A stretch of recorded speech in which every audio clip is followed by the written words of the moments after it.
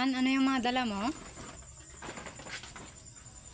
Mga kalakal, buti lang pandagdag natin sa pambayad natin ng kuryente.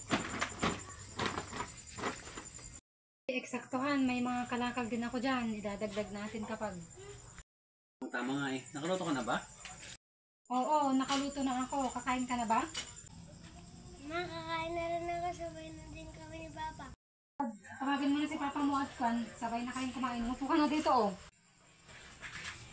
Han, ba't kaya nanakit tong Kwan? Bewang ko tsaka tuhod ko. Tapos nahirapan pa ako kapag matulog. Bigla-bigla akong nagigising pag madaling araw. Dahil lang yan sa pagod mo. Siyempre, hindi naman biro ang trabaho ng isang babae. Naglalaba ka, nagigib ka, nag-uurong ka, ayaw mo naman magpatulong sa mga anak mo.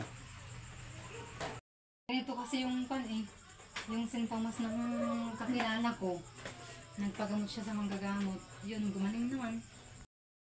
Ikaw naman, masyado ka naman nagpapaniwala sa mga ganyan. Meron ba bang ganyan sa panahon natin ngayon? Basta, bahala ka bukas. Magpapasama ako sa sa kaibigan ko.